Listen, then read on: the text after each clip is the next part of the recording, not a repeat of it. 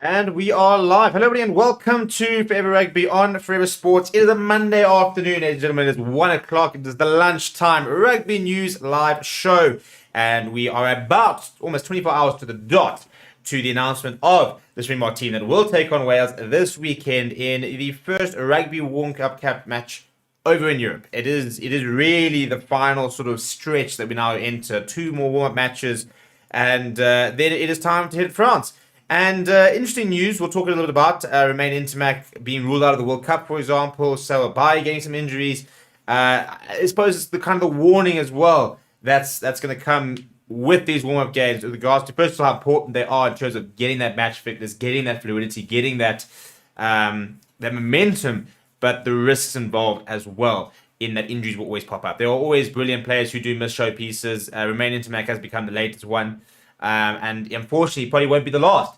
So it's going to be an interesting few weeks where you kind of want to see top rugby. You want to see players playing at their absolute best, but at the same time, every single hit, every single tackle, you're sitting there going, "Oh, I hope he's all right," and you kind of start wincing when you see a big hit. You see a player, sort of limp or stumble because we are so close to the World Cup. Any injury now basically puts your World Cup into jeopardy, unless it's like a 1 week or 2 week type issues. So, we're going to talk about the injuries. We're talking about the South African potential team for tomorrow. We will have our official prediction video up a little bit later. We'll also have an update from the Springbok camp, which is coming out later. Or in fact, I'm going to head from this straight into the press conference. That starts at 1:30. And so we'll have that up within the next sort of hour and a half. And we'll obviously have the press conference up tomorrow and all the various build-up as we sort of look to try and go and play against Wales, who kind of a bit of a mystery team at the moment, aren't they? I think that yes, they threw away a game which they definitely should not have against England this weekend. But I don't think they'll be panicking. I mean, Warren Gatland was absolutely fuming afterwards. He laid into his team a lot. But it was a very rotated Welsh side with very little experience, and I thought there were a couple of individual performances that would have Warren Gatland looking at them going, "Yeah, that guy stood up. There's something there."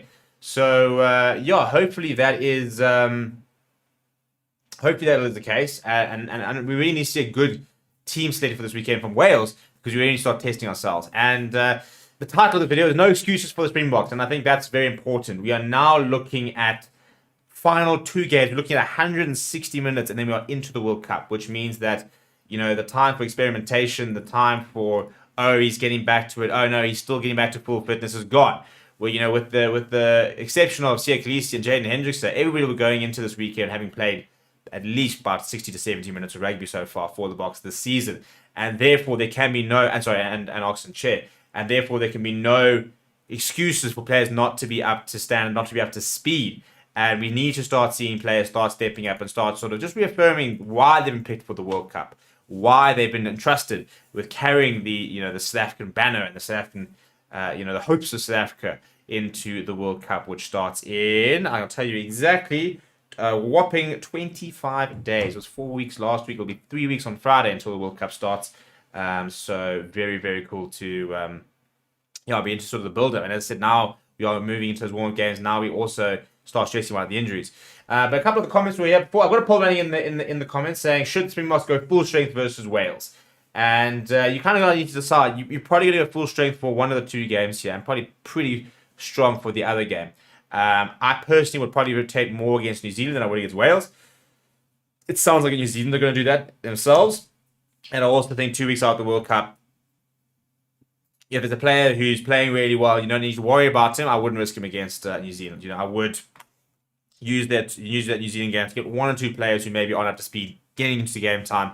I think this is the game for me. I'll go pretty full strength, go out there, have a good hit out, have a good game, put a couple of things together, and then say, cool, we got that information. Against the All Blacks, we can afford to maybe rotate a little bit. And that doesn't mean you rotate your entire side. I mean, look, might still go full strength. But they've then got a week-long training camp in Corsica, which is going to be quite a grueling camp, I'd imagine. And then they need to be fresh to take on Scotland. And we saw this weekend is Scotland, which, take them lightly at your own peril. It's a top Scottish side. They really did push France right to the end. A draw would have been a fair result. In fact, Scotland won. It would have been pretty fair as well with the way they played. So, lots of decisions for the coaching staff to make for this weekend. So look at some of the comments. Some people are saying sort of, you need to go sort of semi-full strength or more full strength. Evan saying France has a lot of depth in the position. On the essay, or talking a little bit about main back in a bit. Spirits, I think 80-85% must be full strength. James Gatt said we need to bring back chemistry into the team. Too many chops changes create some instability.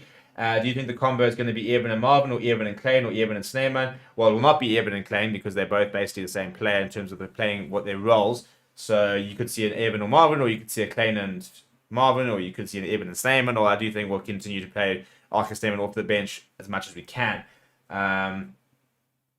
Campo saying Wales full strength and All Blacks rotation squad. Evan saying I think Evan and Ori and then Sneeman and Klein master depending on who's on the bench. Roberto Wilco saying everyone got their own idea of what the full strength team is, 100%. And says Tess Moody at centre this weekend off the bench. Interesting idea. Hendrickson needs to play. Yeah, so I'm going to put out my official predicted team in about an hour's time. It'll be out about 2:30, I think about 3 o'clock. So you can go and check that out, exactly what I think we're going to see, what I would almost like to see this weekend. Jaden Hendrickson is in it. And I think there are certain players who need the game time. Obviously, the big thing we need to see is Sia Khaleesi, Oxenchair, Jaden Henderson all need to play this weekend in some sort of capacity. They haven't played at all so far this season, and they need to get some minutes into their bodies. So those are players who it's non-negotiable. They have to get minutes this weekend. They really do. And if they're not, then there's issues. Oh, and there's somebody else, by the way. And Jack from Portland has also been ruled out of the World Cup, and he was replaced by Alex Mitchell, who I think actually should be going to the World Cup anyway. But there we go. You see, that's what I'm saying. Now, sort of the full extent of this weekend's injuries and knocks are coming out, and we've already seen two big players. Jack from Portland is a good big player. You know, was probably set to start for England, being ruled out of the World Cup. Still Baez out for 5 to 6 weeks, so it is sort of that time, isn't it?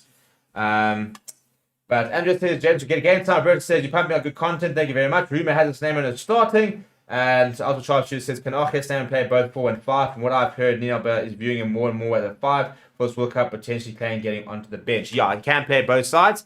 They are trying to convert into a bit of a 5. I think probably especially given the fact that Lewitt is injured. CF saying, was watching the Rusty interview for his book. He hinted that they'll use New Zealand to build confidence going to the World Cup. I think the Boks are targeting a big performance in that game. Well, time will tell tomorrow in terms of the game that the team that we'll put up tomorrow. I really hope to see a pretty full strength side. I think the important thing is, for example, I'd like to see Jaden Henderson next to Molly Liebach.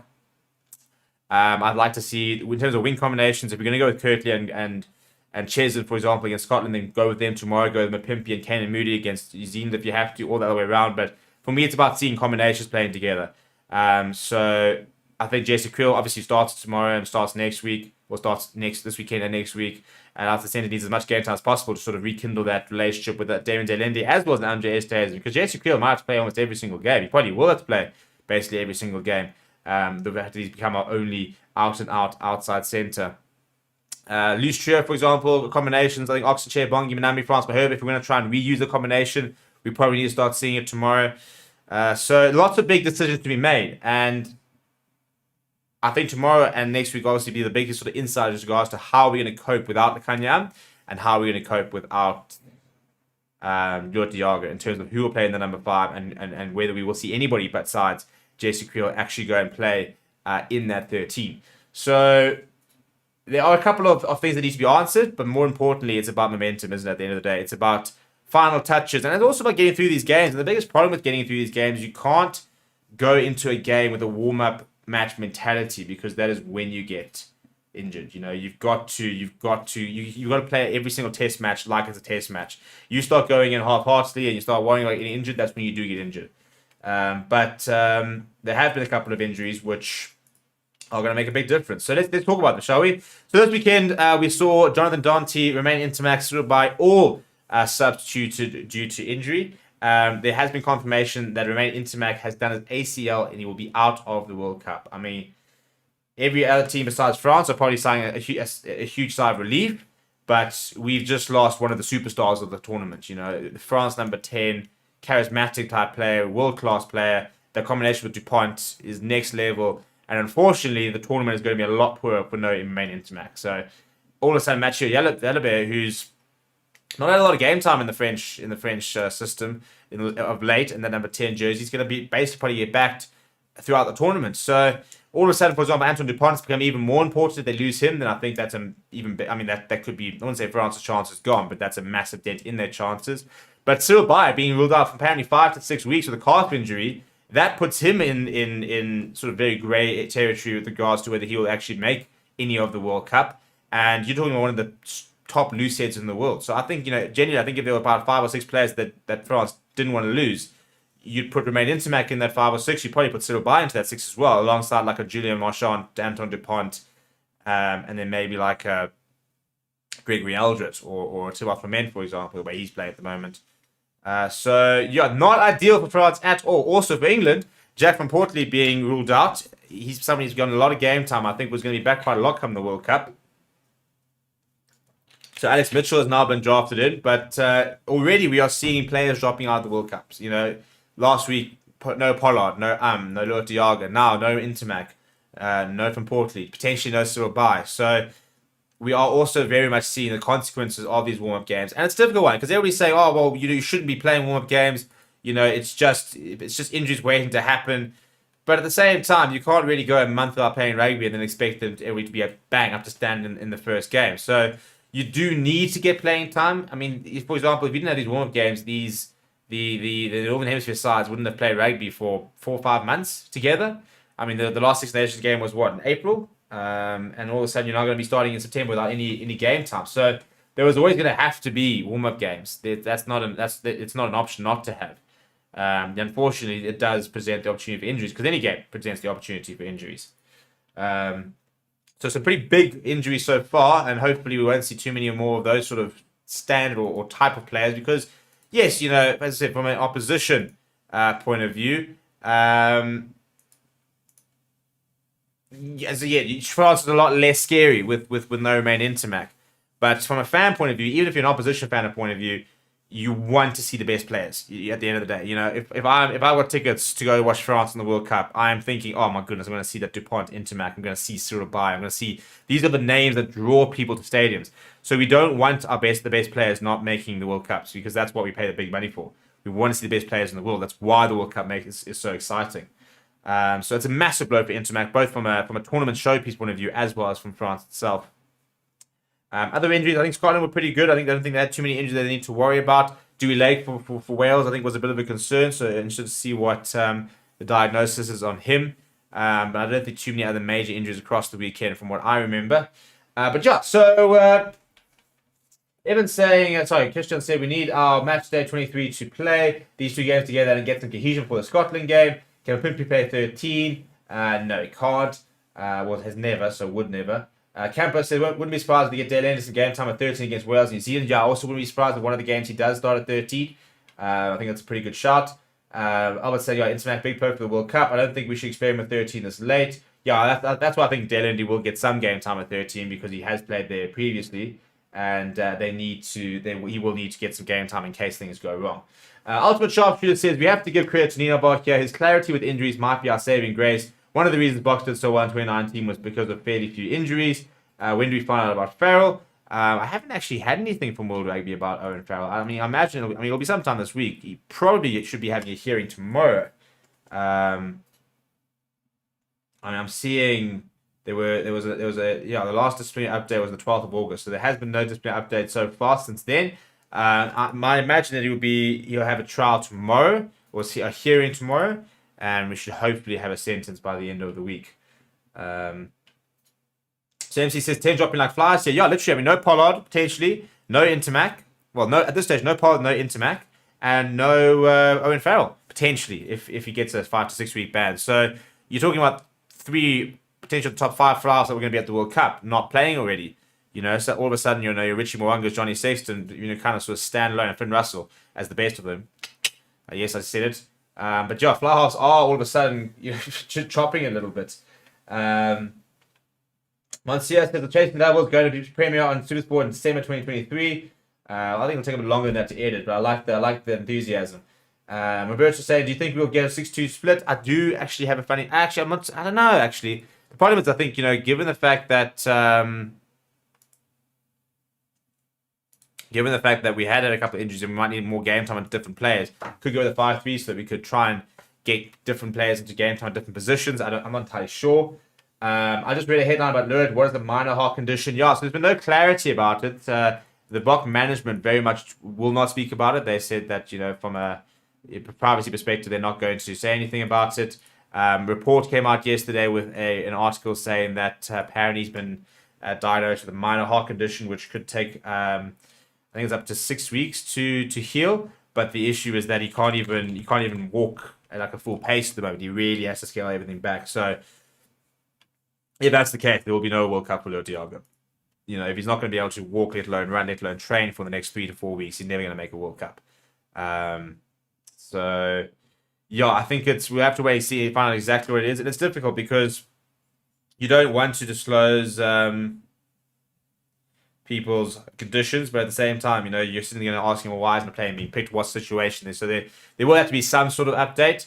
You don't have to go particularly into detail, and you can still respect his privacy, but unfortunately, yeah, there will have to be some sort of injury update to understand what the long-term outlook is for Leo Diago, whether he's going to be back in the next sort of few months. Is it, because it sounds like it's a sickness basically, like it's not necessarily a permanent condition. It's a flu-related or chest-related sickness, so hopefully it's one of those things where he can recover and go back to normal. It's just sort of longer lasting, and it's nothing too permanent or anything like that. So, yeah, the heart condition was only minor. Monsieur says fewer 10s means more running rugby. I'm here for it, Joe. Why are we talking about Andre at 13? Probably because he's never played at 13 and will not play at 13, I don't think. I'll be very surprised if he only pulls out at 13, but he's very much a 12, out and out 12. In fact, he played at 10 before he's played at 13. Other thing, everyone in New Zealand said Farrell will get 4 weeks. Rudy reckons Scotland versus England final. Josh Rock up saying Farrell is the most overrated player ever and worst tackler in the game. I wouldn't say he's overrated. I think Owen Farrell is world class. I thought he was actually playing pretty well before, but he does have a genuine tackle technique issue, and he hasn't sorted it out for years. And now the Roosters are coming back to nest, unfortunately. So Jason, all these friendlies bring injuries. You're 100%. Monsieur saying if Jacques said Pollard at 50%, then can we not give him a mins against Wales? Do you think Rassi and Jacques are playing mind games? I don't think we'll see Pollard in the 23 tomorrow, for example. Evan saying, depending on the bench in a match, number 13 backup options in the match for me, Damien Delendi, Moody, Andre, Kwaka, Mapimpi. Imagine Kwaka Smith running the 13 channel. That'll be bans. And I wouldn't be surprised if Pollard is on the bench against Wales. I would be very surprised, seeing as they basically said he's only at 20-25% last week. So, yeah, I don't think we'll see Pollard in the next 2 weeks. I'll be very surprised if we do. But, yeah. Did you just add Andre as another 10 option? Well, he's played 10 before. He did play a game at 10 for Harlequins. I'll go try and find exactly when it was. Was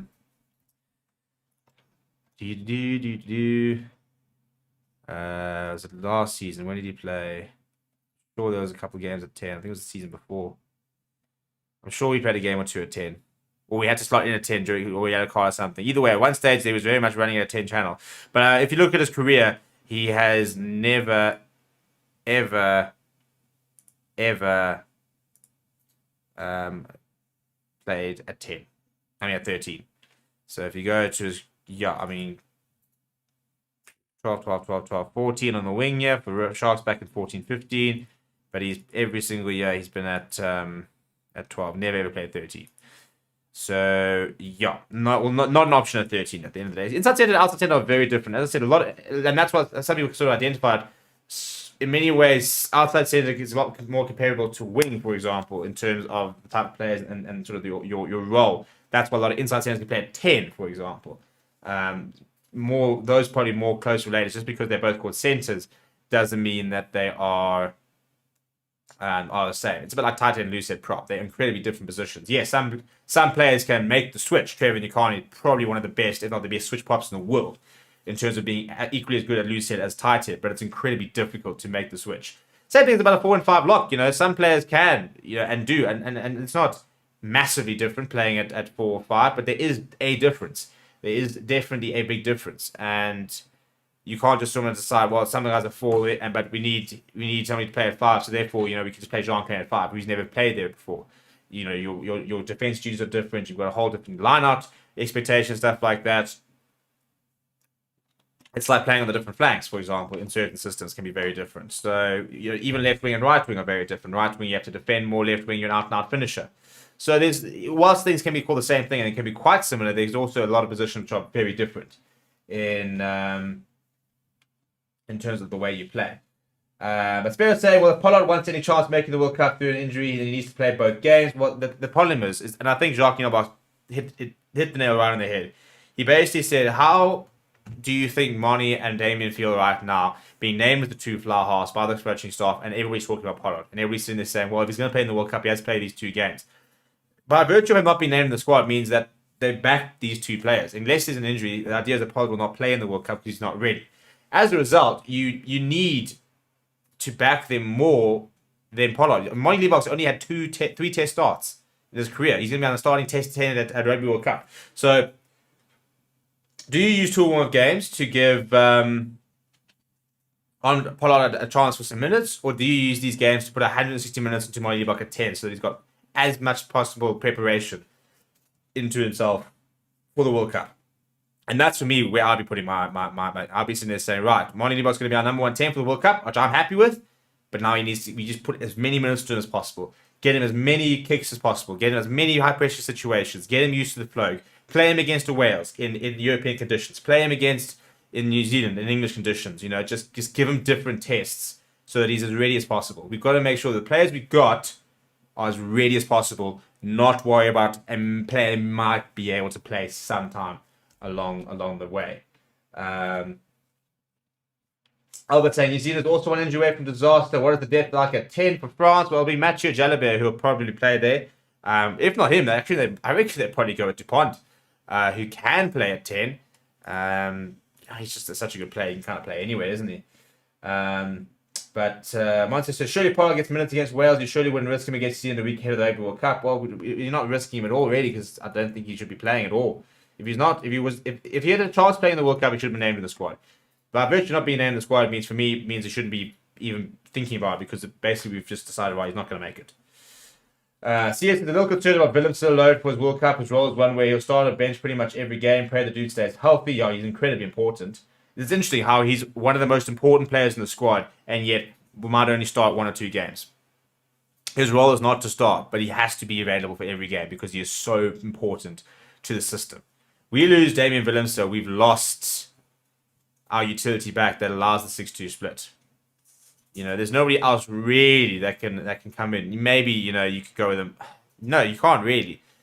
As I said, you can go Kurt Lawrence covers wing and fullback. Andre Esthuizen covers inside centre, maybe wing. But that's really it. You're not going to put Jason Colby on the bench, for example.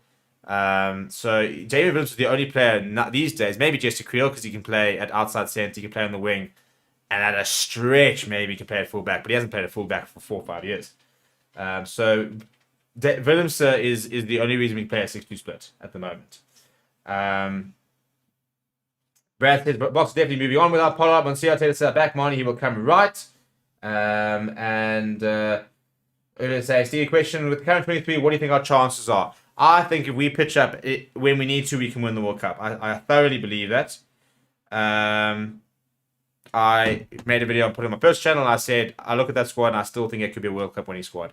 Again, we don't know about injuries, for example. There's so many other outside factors. And at the end of the day, if the World Cup was won on paper, we wouldn't bother playing. We'd hand the cup to Ireland and say congratulations. We wouldn't bother pitching up in France.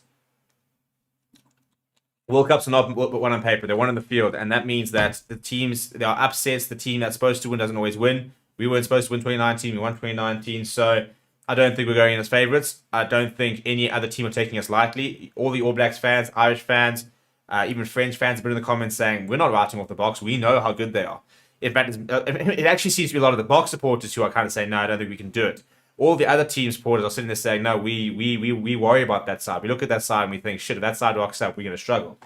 And that for me is always a very interesting perspective. Munster says, I back money, you'll come right. He says, can't focus on the very outside chance he returns 100%. Most satisfying to Saturday, the entire Rugby World Cup on Peacock TV. We're going to be doing videos as from this week about how you can watch the entire World Cup on RTE, which is a free-to-air broadcaster. The baseman Rain saying the Liebach looks much better with Andre at inside centre.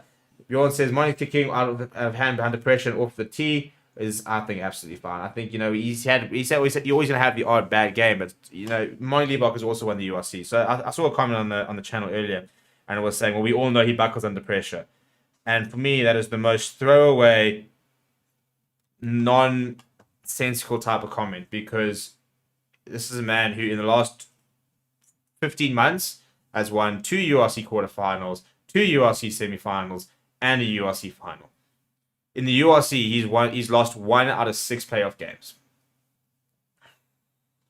That is not a man who doesn't have BMT. You can't look at one URC final. Well, yeah, maybe he didn't have the greatest game. I don't think the Stormers had the greatest game.